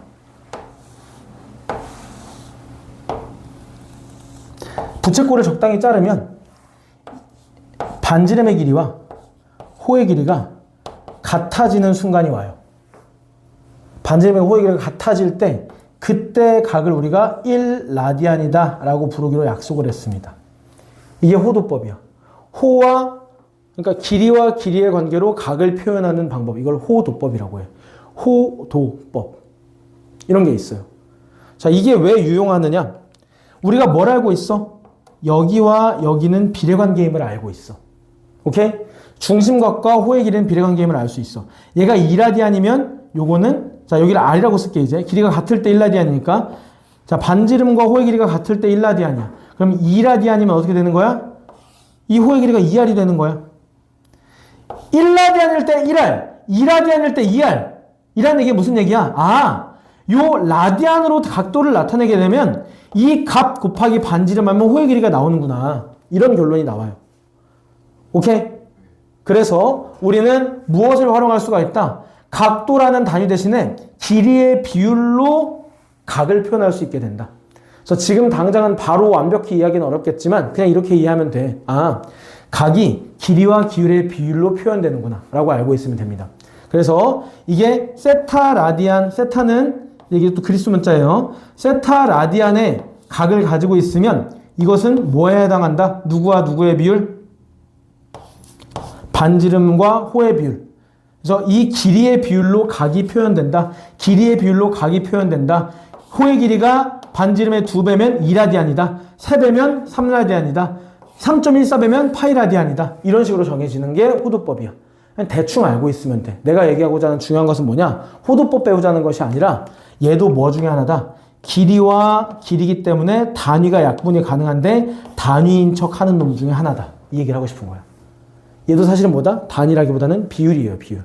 라디안도 비율이야. 근데 간혹 통합과학에서 내가 통합과학을 싫어하는 이유. 귀에 걸면 귀걸이, 코에 걸면 코걸이라서. 이제 올해는 좀 덜 할 건데 작년에 특히 심했어. 여기 새로 들어간 단원에서 학교 선생님마다 해석이 좀 다른 거야. 그러다 보니까 이 라디안 같은 걸 단위라고 하시는 분도 있고 단위 아니라고 하시는 분들도 계신데 다행히 이 논란이 있을 만한 문제는 시험 문제 잘 안 나오기는 해요. 본인들도 책임지고 싶지 않으니까. 근데 실제로 시험 문제 나온 게 한 가지는 있었어. 이따가 배우게 될 신호에 대한 얘기거든. 자연 상태의 신호를 받아들일 때 우리는 센서라는 것을 사용을 하는데 센서를 사용하면은 그 뒤에 신호가 자연 상태의 신호가 전기 신호로 바뀌어요. 센서란 그런 장치야. 근데 이 전기 신호까지를 아날로그 신호로 볼 것인가 디지털 신호로 볼 것인가에 대한 견해가 교과서마다 달라. 교과서마다 다르기에는 딱 한 교과서만 달라. 동아교과서는 전기 신호는 아직까지 아날로그라고 봐. 그래서 이것을 그 전자기기에 들어가는 디지털 신호로 바꿔주기 위해서는 아날로그 투 디지털 컨버터라고 하는 ADC라는 기계를 통과해야 돼.가 동아교과서의 설명이야. 이 이외의 모든 천재교육, 미래엔 등등 모든 교과서에서는 센서 통과하면 무조건 뭐 ADC고 나발이고 상관없이 센서 통과하면 무조건 디지털이야. 이렇게 규정을 해. 오케이? 그래서 대부분의 학원이나 대부분의 시중교재에서 뭐라고 하냐? 센서 통과하면 디지털이다 이렇게 배워. 그런데 인천여고가 동아교과서를 썼는데 인천여고에서 문제 4번에 출제가 됐어. 중간고사 문제 4번에 이제 그 센서를 통과하고 나서 아날로그냐 디지털이냐는 보기가 나왔어. 근데 그냥 학원 공부 따라하고 시중교재 따라간 애들은 아 센서 통과하면 무조건 디지털이지 동그라미 쳤어. 하지만 동아교과서에는 센서 통과하면 전기 신호까지는 아날로그고 컨버터를 거쳐야 디지털이다 이렇게 명시되어 있었기 때문에 학생들이 많이 틀렸습니다. 그래서 통합과학은 학교 선생님이 출제하기 좀 추워? 네. 추워? 네, 약간 춥다고? 아니야. 아까 더워서 켰는데 자 너한테 바람이 직방으로 가서 그런 것 같다. 자 아무튼 통합과학이 좀 그런 면이 있어. 학교 선생님 출제자에 따라서 좀 다르고 심지어 교과서에서 좀 다르고 귀에 걸면 귀, 코에 걸면 코걸이 간 부분이 있어서 너희가 사실 올해는 좀 덜 할 거야. 한번 시험들을 받고 모의고사도 한번 나왔기 때문에 어느 정도 가이드라인이 생겨서 해석이 좀 좁혀질 건데 그래도 올해까지는 주의를 해야 돼. 출제자인 학교 선생님들의 말 잘 듣고 학습지 내용을 잘 파악을 해서 우리 교재나 시중교재와 다른 얘기를 하신다면 와서 꼭 얘기해 줘야 돼. 오케이? 시험 대비 때 활용을 해야 되니까. 그래서 아무튼 이것도 약간의 그런 부분 중 하나입니다. 라디안을 차원이 없는 단위, 다시 말해 무차원 단위라고도 하기도 하고요. 아예 단위라는 말을 안 쓰기도 하고요. 오케이? 무차원 단위라고 하는 것은 여기 있는 이런 단위가 다 약분되어서 아무런 단위도 쓰이지 않는 것을 무차원 단위라고 해. 라디안이 뭐야? 길이분의 길이니까 길이가 약분됐죠? 그럼 단위가 없는 거죠. 그래서 무차원 단위라고 표현하기도 하고 단위가 아니다라고 표현하기도 합니다. 나중에 학교에서 이런 얘기 하면 와서 알려주면 돼, 나한테. 알겠니? 일단 이렇게 하고 넘어갑시다. 그래서 유도량이나 이거 아까 전에 이거 접두문자 환산하는 거 있잖아. 수행평가로 많이 봐. 학교 시험보다는. 그래서 알고 있어야 됩니다. 할 줄 알아야 됩니다. 되겠지? 이따 문제 풀어볼 거고. 자, 그럼 기본량과 접두문자와 유도량에 대한 얘기가 끝남으로써 다음 이제 뭐만 남았냐? 신호와 센서에 대한 얘기만 남았습니다. 자, 간단해요. 표준. 측정 표준도 해야 된다. 측정 표준 좀 빠르게 갈게요. 자, 두 번째. 측정과 측정 표준.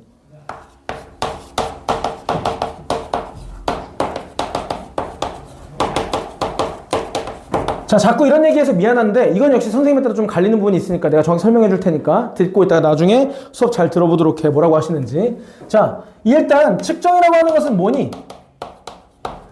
측정이라고 하는 것은 뭐가 사용돼야 돼? 측정 도구가 사용돼야 돼. 자, 반면에 요거와 대척점에 있는 어림 같은 경우에는 뭔가 측정과 어림이라고 해버리면 너희는 어떻게 인식해? 너희는 반대말이구나. 그럼 어림은 도구를 사용하지 않겠구나 라고 인식하기 쉬운데 그렇지 않습니다. 어림도 도구를 사용하기도 하고요. 저 두 개는 반대말이 아니라 서로 상호 보완적인 관계야. 그래서 어림은 무엇이냐? 자, 핵심 키워드는 이겁니다. 경험에 의한 추론이야.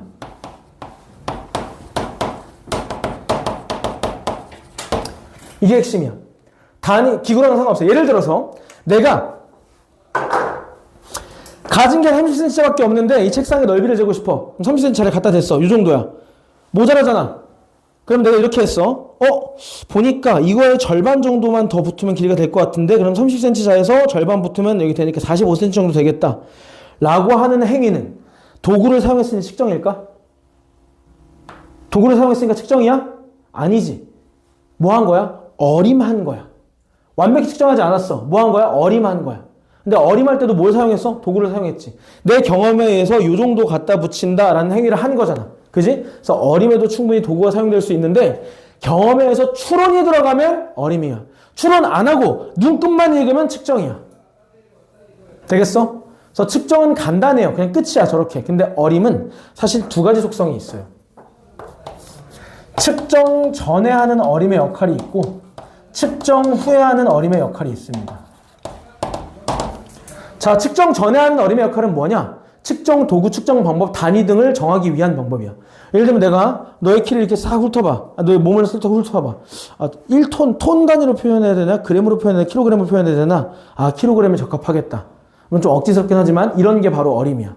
측정 전에 단위를 설정하는 거. 어떤 도구를 설정할지 딱 보고 30cm 하면 될까? 아니야, 너무 짧아. 한 최소 2m, 3m 되는 줄자를 활용해야겠다. 측정 도구를 확정했지. 이런 식으로 측정 전에는 도구나 방법이나 단위를 결정하기 위해서 참고하는 활동. 이게 어림이야. 그럼 측정 후에는 안 들어가느냐? 들어갑니다. 예를 들어 실린더가 있어요.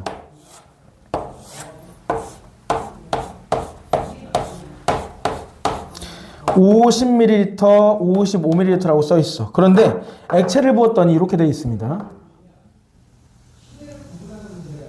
이렇게. 자, 그럼 너희는 몇으로 읽을래? 부피 몇이라고 읽을 거야?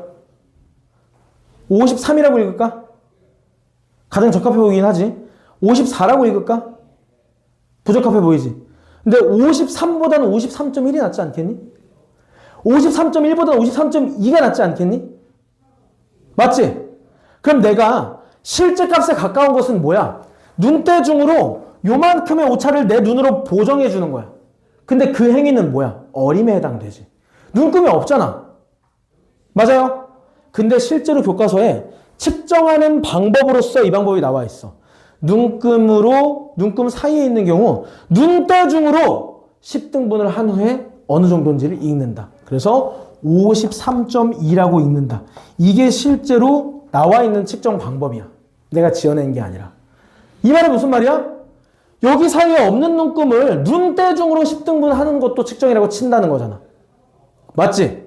그러면은 학교 선생님 중에서 어떤 분은 눈대중은 어림 같겠지만 측정 방법 중에 하나로서 여기까지가 측정이다 라고 하시는 분이 계시고 실제로 이번 학기에, 그러니까 지난 학기에. 그리고 어떤 분은 뭐라고 하느냐? 아니다.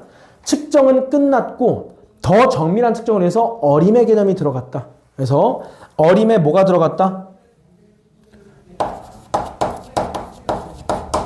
눈금의 한계를 보정하기 위해서 어림의 방법이 들어갔다라고 하시는 경우가 있어. 근데 이것도 역시 내가 얘기를 해줬으니까, 너희들한테 얘기를 해줬으니까 잘 주의했다가 학교 가서 출제자가 수업 시간에 뭐라고 하는지 잘 듣고 와서 얘기해주면 돼. 알겠어? 실제로 갈렸던 부분이니까 지난 학기에. 그래서 여기까지를 측정이라고 보시는 경우가 있고, 자, 측정 과정에 어림이 개입했다라고 보시는 경우도 있습니다. 알겠죠? 자, 아무튼 너희는 이 구분만 해주면 돼. 측정은 측정 도구를 사용하는 거고 어림은 경험에 의한 추론이다. 두 개는 상호 보완적인 관계다. 되겠죠?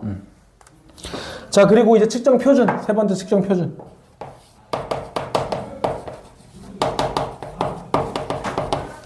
자, 측정 표준이라고 하는 것은 네 가지가 있어요. 크게. 자, 측정 기구. 두 번째, 측정 방법. 세 번째, 단위. 하고 우리가 측정하고자 하는 대상이 뭐냐에 따라서 이게 들어가기도 하고 안 들어가기도 하는데 표준 물질. 자, 측정기구 측정법 단위는 쉬울 거야. 예를 들어 내가 아파트를 지었는데 허가를 받고 싶어서 관청에서 관에서 불렀어. 저희 허가 좀 내주세요. 소음 측정 좀 해주세요. 그래서 기구를 가져왔어. 자, 그런데 관에서 나온 사람이 귀찮대. 귀찮아서 제가 밑에 가서 데시벨 기기 들고 있으니까 위에서 두드려 보세요. 그랬는데 알겠습니다 하고 밑에 내려가셨어. 내가 이렇게 두드려. 들리겠어? 안 들리겠어? 안 들리겠지? 측정되세요? 아주 방음 잘 되는데요? 오케이 하고 허가 나면은 양아치잖아. 근데 다른 날 나왔을 때는 다른 집에 옆집에 가서 옆집에 가니까 컨디션이 좋은가 봐. 제가 직접 측정할게요. 그래서 관에서 나온 사람이 공무원이 쾅쾅쾅 그 재는 기계가 있어.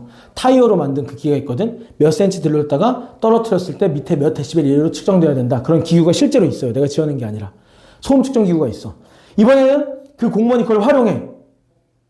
근데 어제 측정하는 거 보니까 이렇게 하는 거 보고 아싸 보정 안 해도 되겠다. 수정 안 해도 되겠다 하고 기다리고 있었는데 며칠 뒤에 와서는 그거 가지고 측정을 해버리는 거야. 그럼 나는 낭패지. 억울하잖아. 옆집은 그렇게 안 했는데 나는 그렇게 했으니까 억울하지. 이런 경우를 막으려면 어떻게 해야 돼? 정확하게 규정을 지켜서 측정 방법과 측정 기구와 단위가 정해져 있어야 객관성 있고 신뢰성 있는 데이터를 얻을 수가 있겠지. 오케이? 그래서 측정 표준이라는 것은 왜 필요하냐? 이래서 필요합니다. 측정 결과.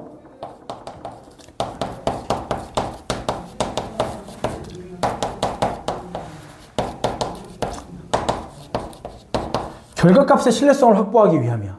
왜 확보해야 되느냐? 이것을 확보해야지 의사소통이나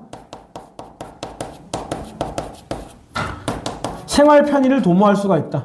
뭔가 좀 도덕적인 얘기죠. 그런 단원이에요. 생활 편의를 도모할 수가 있다는 얘기야.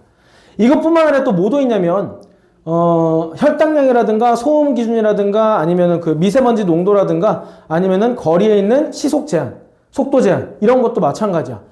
속도 제한 표지판 같은 게 어떻게 써 있어? 다른 거 아무것도 안 써 있고 이렇게만 써 있죠? 그럼 이거는 30m/s인지 30mph/h인지 30km/h인지 어떻게 알아? 근데 우리는 알지. 이거 뭐야? 30km/h, 시속 30km야. 알고 있는 거야, 우리. 이게 바로 측정 표준의 역할이야. 이렇게만 적어놓고 아무것도 안 써있으면 사람에 따라 30m/s네? 그럼 난 한 140km까지 달릴 수가 있는 거네? 라고 생각할 수가 있잖아. 그지? 그런 일이 없게끔 정해놓은 게 뭐야? 그게 측정 표준이야. 그래서 신뢰성을 확보해서 생활 편의를 도모하기 위함이다. 뭔가 도덕적인 얘기지만 이렇게만 보고 넘어가시면 되겠습니다. 마지막으로 그러면 표준 물질은 뭔지 보자. 다른 건 알겠는데 표준 물질은 뭐냐? 이런 겁니다. 자, 너네가 송도구에 갔어. 그래서 뭐 기술과정 시간에 밖에 미세먼지 농도를 측정하러 가자. 그래서 학교에서 미세먼지 농도 측정 기구를 한 주에 하나씩 나눠줬어. 6개를 가지고 갔는데 3개는 50ppm이 나왔고 2개는 30ppm이 나왔어. 다르잖아. 똑같은 대기를 쟀는데. 오케이? 3개는 50, 3개는 30이 나왔어. 그래서 가서 얘기했더니 둘 중에 하나가 정확하지 않네? 라고 했어. 그럼 뭐로 측정해? 선생님 마셔보니까 50 정도야. 그래서 네가 맞아. 이렇게 할까? 안 되겠지? 그럼 정확한 기준이 필요할 거냐? 그게 즉 표준 물질이야. 무슨 역할을 한다? 튜닝 기계 역할을 하는 거야. 튜닝. 기구를 튜닝해 주는 거야. 어떻게? 예를 들면 이런 거야. 자, 기다려봐. 내가 표준 물질을 가져올게 해서 선생님이 가셔서 이런 거를 가져왔어. 이게 라벨지가 붙어 있어. 표준 미세먼지 농도 표준 물질 이렇게 써 있고 여기다가 50ppm 이렇게 써 있어. 여기 딱 연결해 가지고 여기다가 딱 기계를 갖다 대보는 거야. 갖다 대봤더니 여기다가 30 떠. 그러면 이거 고장난 기계. 50 떠. 그러면 맞는 기계. 이런 식으로 튜닝이 가능한 거지. 오케이? 그래서 측정 기구가 정확한 지표를 가지고 있는지를 판단하기 위해서 고장났을 수도 있으니까 그거를 확인하기 위해서 사용하는 게 뭐다? 표준 물질이다. 그래서 튜닝하기 위한 건 내가 표현이고 이렇게 생각하면 돼요. 자, 일관된 수치의 물질 이렇게 생각하면 되겠습니다. 튜닝 기준이 되는 거야.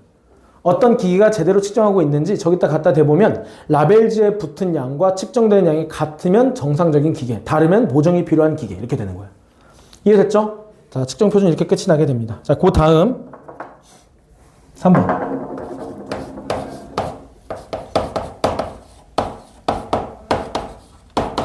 신호와 정보. 자, 신호라는 것은 무엇일까? 신호라는 것이 무엇일까? 신호라고 하는 것은 이렇게 생각하면 돼요. 이것도 내가 이름 붙인 거예요. 정확한 정의는 아니에요. 자연 변화의 증거라고 생각하시면 되겠다. 증거. 증거라는 말이 무슨 말이야? 자연이 변화했다라는 것을 우리한테 알 수 있게 해주는 지표가 되는 거야. 아무 일도 안 일어나면 아무 신호도 안 느껴져. 그런데 변화가 일어나면 그것의 증거로서 어떤 전기적인 현상이나 자기적인 현상이나 소리나 빛이나 진동이나 무언가가 우리한테 전해진다라는 거야. 자연이 변화하게 되면. 그지? 그 증거를 신호라고 부르게 됩니다. 그리고 이 자연 변화의 증거를 가지고 우리가 유의미한 정보로 만들기 위해서는 분석의 과정을 거쳐야 돼. 맞지? 그럼 분석의 과정을 거치려면 어떻게 돼야 돼? 데이터를 축적해야 돼. 그쵸? 내 머릿속에 축적해서 내 머릿속에 정리를 해서 결론을 내기에는 한계가 있으니까 어떻게 해야 돼? 오랜 시간 동안 저장할 수 있는 데이터화 시켜서 아카이브에 넣고 일관성 있는 가공을 거쳐서 유의미한 정보를 도출해내는 것이 필요할 거 아니야. 그러면 뭐가 필요해? 자연 상태의 신호를 전기신호로 바꿔서 저장하는 일이 필요해. 되겠니? 자, 그 정보를 만들려면 뭐가 필요하다? 이 증거를 정보로 만들려면 일단 감지라는 행위가 필요하고 그 다음에 가공이라는 행위가 필요하고 저장이라는 행위 이런 것들이 필요합니다. 오케이? 자, 감지하는 녀석이 누구야? 이게 센서예요. 오케이? 되겠죠? 자, 그래서 먼저 센서부터 봅시다. 첫 번째. 자, 센서의 종류를 많이 볼 건데 센서는 종류가 뭐가 있는지는 우리 오감을 생각하면 돼. 너희가 예비 고1이니까 중3이 지난 지 얼마 안 됐죠? 중학교 3학년 학교에 따라서 2학기 때 시험을 본 학교도 있을 거고 1학기 때 시험 본 학교도 있을 텐데 5개의 감각기관이 있어요. 우리 몸에는. 불러볼까? 뭐? 눈. 뭐? 입 대신 혀라고 쓸게요. 그렇지. 자, 눈은 뭐라고 하니? 시각이라고 하죠. 무엇을 감지해? 빛. 그렇지. 코는 기체 상태의 화학물질. 혀는 액체 상태의 화학물질. 귀는 두 가지 감지하죠. 첫 번째. 진동이긴 진동인데 소리라고 그냥 쓸게요. 소리. 또. 그렇지. 평형. 다시 말해서 운동 변화, 기울어짐, 회전 이런 것들을 감지하잖아. 자, 피부는 뭘 감지해? 촉, 닿는 것을 감지해. 그 다음에 압력, 아픈 것은 패스할게. 그 다음에 뜨겁고 차가운 거, 온도 이렇게 감지합니다. 빛을 감지하면 무슨 센서게? 광센서. 기체물질 감지하면 농도 센서. 액체물질 감지하면 이온 센서. 우리가 결국 맛을 느끼는 것도 나트륨, 칼륨 이런 것들의 이온을 감지하는 거거든. 혀에서. 이온 센서. 소리는 말 그대로 그냥 소리 센서라고 할게요. 평형 센서는 가속도 센서. 가속도 센서 뭔지 알아? 너희 핸드폰에 다 들어있는 거. 너희 핸드폰 화면 회전 잠금 푼 다음에 옆으로 기울이면 화면 회전하지? 그래서 그걸 이용해서 게임하기도 하지. 기울여가면서 게임하는 것도 있죠. 그지? 거기에 뭐가 들어가냐? 가속도 센서가 들어가서 만약에 얘가 회전 이렇게 돼 있으면은 가속도를 어떻게 감지해? 이 방향 가속도구나 감지해서 정상적으로 가만히 있어. 근데 기울이면 이 안에 센서가 이 방향 가속도를 감지해서 화면이 기울어지게 됩니다. 그래서 우리 모두 핸드폰에 뭐가 들어있다? 가속도 센서가 들어있어요. 오케이? 자, 그 다음에 자, 촉. 이거는 말 그대로 터치 스크린이지. 터치 센서라는 말 없는데 그냥 쓸게요. 터치 센서. 자, 압력은 그냥 압력 센서. 온도 센서도 온도 센서. 이것도 하나하나 사용 예시를 쓰진 않을게. 지엽적이라서 얘도 학교 선생님이 얘기해 주는 것만 알면 되는 것들이야. 그래서 예시를 그냥 짧게 말로만 한번 들어보면은 광센서 어디에 활용되니? 자동문 위에 달려있죠? 사람이 오면 감지하죠? 그리고 또 어디 달려있어? 리모컨 띡띡띡 하면 저기서 감지하는 거. 리모컨에서 쏘는 적외선 신호를 읽는 겁니다. 그래서 광센서. 자, 농도 센서는 기체, 미세먼지 농도 이런 거 측정할 때 쓰는 거고, 이온 센서는 뭐 pH 농도 이런 거 잴 때 쓰는 겁니다. 산소 염기성 이런 거 잴 때 쓰는 겁니다. 소리 센서는 말 그대로 데시벨 측정하는 데도 쓰고 자동차 앞에 후진할 거나 전진할 때 앞에 장애물 있으면 삐삐삐 울리지? 주차할 때. 그지? 그때 초음파를 내보내서 돌아오는 시간을 재는 거야. 너무 가까이 있으면 울리게 되는 겁니다. 소리 센서. 자, 가속도 센서는 우리 아까 얘기했던 거 핸드폰 안에 다 들어있다 그랬지? 자, 터치 센서는 너 핸드폰에 있어. 이것도 모든 핸드폰에. 표면에 내 손가락이 닿으면 전기가 흐르면서 손이 닿았구나라고 인식을 합니다. 오케이? 그래서 터치 센서. 압력 센서는 뭐야? 눌러야 되는 거야, 눌러. 우리 전자식 체중계 같은 거 있지? 그러니까 압력 센서. 그 다음에 온도 센서는 뭐야? 전자 체온계. 이런 것들. 되겠어? 요런 것들. 자, 그럼 이제 마지막, 이 파트의 마지막, 아날로그와 디지털의 차이에 대해서 이야기합시다. 대단원 1이 끝나게 됩니다, 그러면. 아날로그와 디지털. 두 번째, 신호의 종류.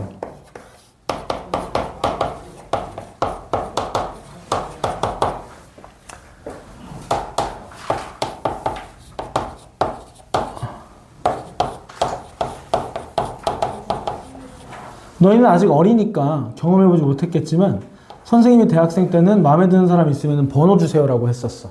근데 요즘에는 뭐라고 해? 인스타 아이디 주세요라고 한대. 근데 외국에서 번호 달라는 말을 어떻게 영어로 할까? 뭐 can I get your number 막 이렇게 할 수도 있잖아. 근데 보통 폰 넘버라고 하는 것은 문어체나 오피셜한 장소에서 쓰는 거고 이제 그냥 우리 구어체로 말할 때 쓰는 것은 넘버라기보다는 디짓이라고 많이 하는데 디짓 많이 한다라는 거야. 이게 숫자라는 뜻이래. 만약에 154라고 읽으면 넘버가 되는 거고 154라고 읽으면 디짓이 되는 거야. 이런 느낌. 그래서 숫자를 말하는데 그래서 can I get your digit 이렇게 얘기를 한다라는 거야. 혹은 그냥 digit 하면 얘기해 준다라거나. 그래서 그렇게 얘기를 한대. 그러니까 디짓이라는 건 뭐다? 숫자다. 그럼 디지털은 뭐야? 숫자로 표현된 이라는 뜻이야. 되겠지? 자, 그럼 신호 중에서 숫자로 표현한 것을 디지털이라고 한다는 뜻이야. 무엇으로 표현되어 있을까? 0과 1로 표현한다. 0은 오프를 의미하고 1은 온을 의미해. 전기가 통하면 1이라는 신호로 받아들이고 전기가 통하지 않으면 오프라는 신호로 받아들인다라는 얘기입니다. 오케이? 자, 그럼 아날로그와 디지털의 차이를 좀 더 디테일하게 봅시다. 아날로그는 키워드가 이런 키워드입니다. 첫 번째, 자연 그대로의 신호야.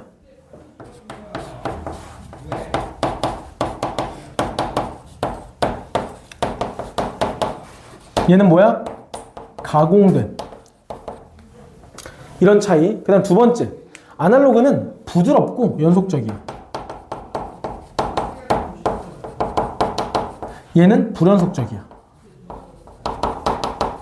예를 들면 이런 겁니다. 아날로그는 이렇게 되어 있다라고 하면 얘는 이렇게 표현된다라는 얘기야.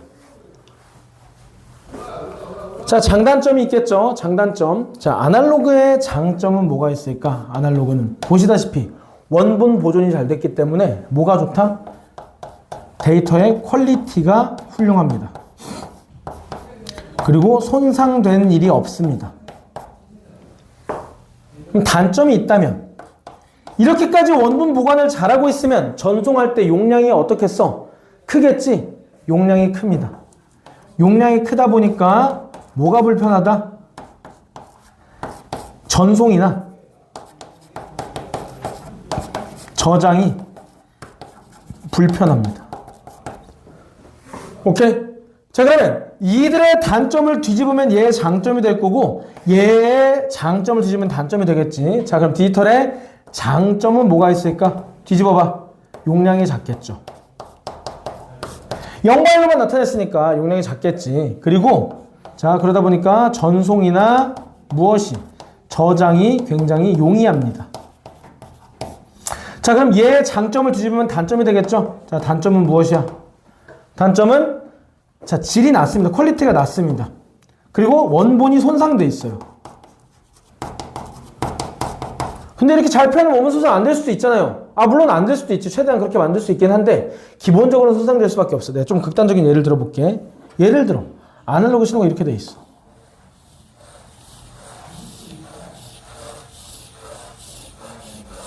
이렇게 돼 있어. 근데 디지털은 한 단위 한 단위의 크기가 이렇게 돼 있어.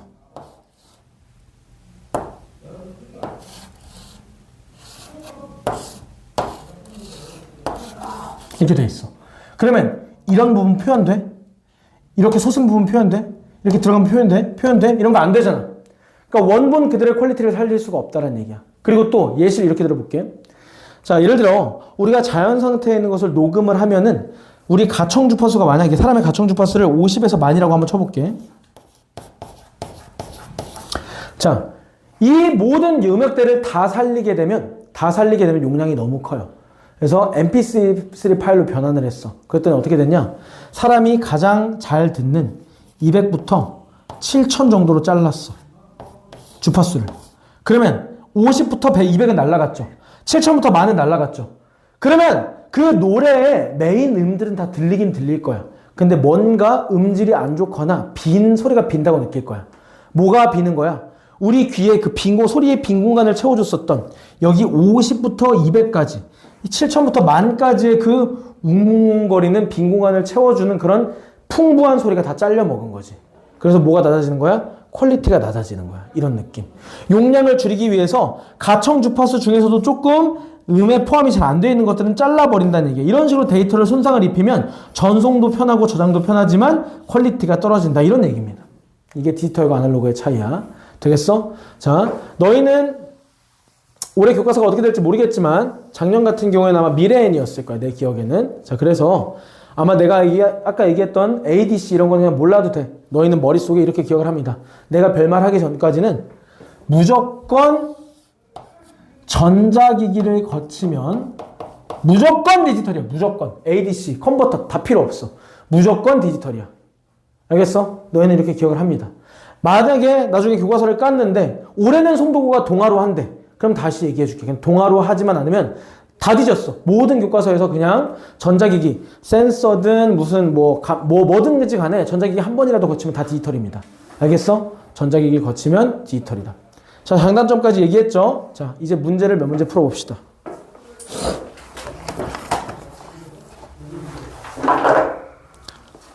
자, 다른 것들은 앞에 보면서 풀면 쉽게 풀릴 거고요. 자, 27번은 풀지 마. 10페이지 27번은 보기가 누락됐어. 나중에 보기를 따로 줄게요. 10페이지 27번은 풀지 마시고, 자, 다른 거 다 풀 수 있을 거고 쭉 넘어갑니다.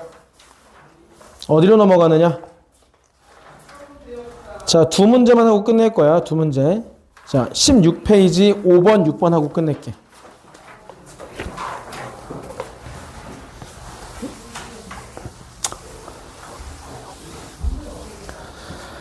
자, 16페이지 5번 문제 한번 읽고 있어.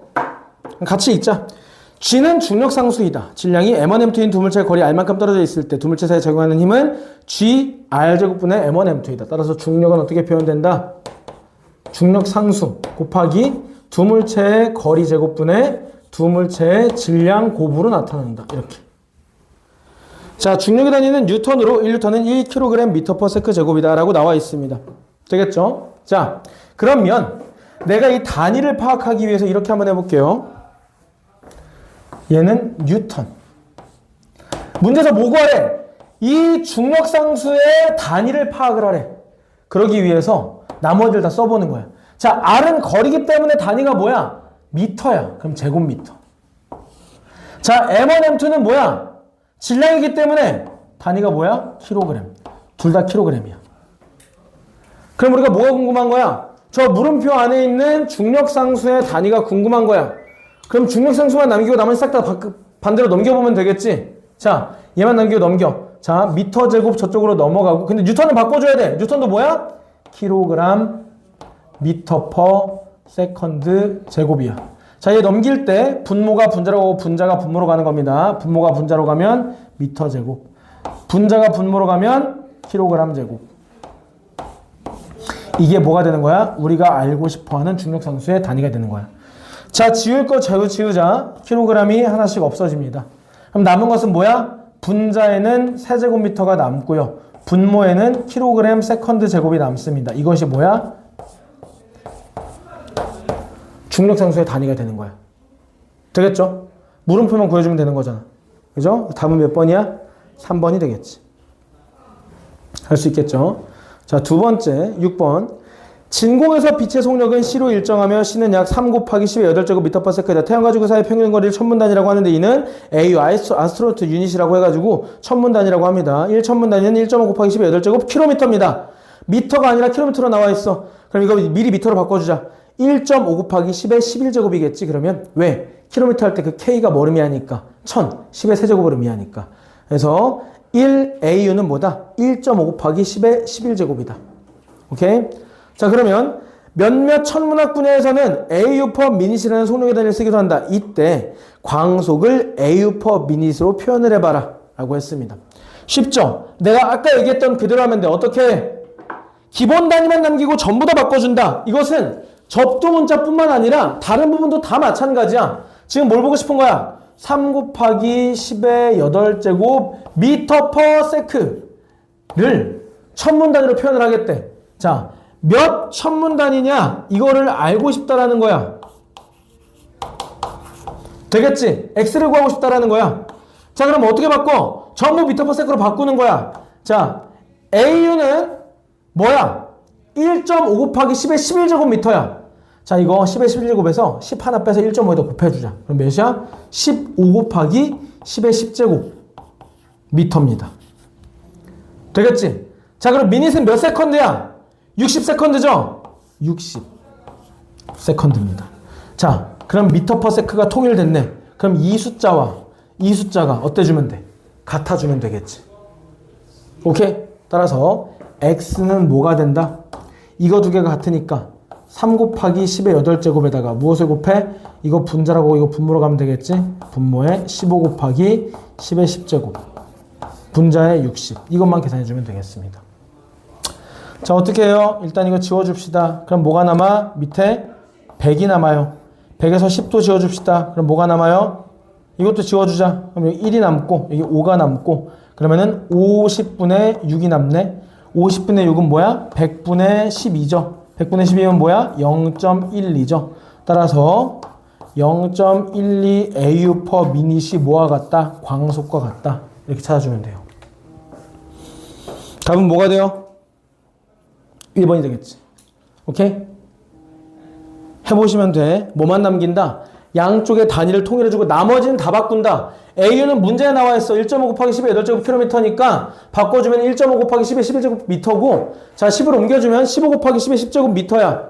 분모에는 미닛은 60세컨드잖아. 60 써주고 세컨드 써줘. 그럼 단위가 통일됐지? 이 숫자가 같아주면 돼. 나머지는 수학하면 되는 거잖아. 그죠? 마지막으로 9번하고 마무리할게요. 9번. 다음은 가정용 가스 누출 차단기에 대한 설명이다. 자, 너희들은 어떻게 하라 그랬어? 그냥 센서든 뭐든 나발이든 전자기기 통과하는 순간 바로 뭐다? 디지털이다.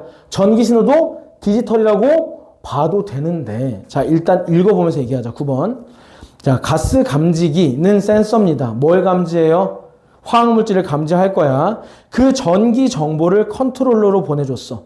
그지? 그리고 컨트롤러에서 판단을 하는 거야. 아, 이 정도의 물질의 양 혹은 농도면 차단장치를 가동해야 될까 말아야 될까? 그거를 판단하는 게 컨트롤러야.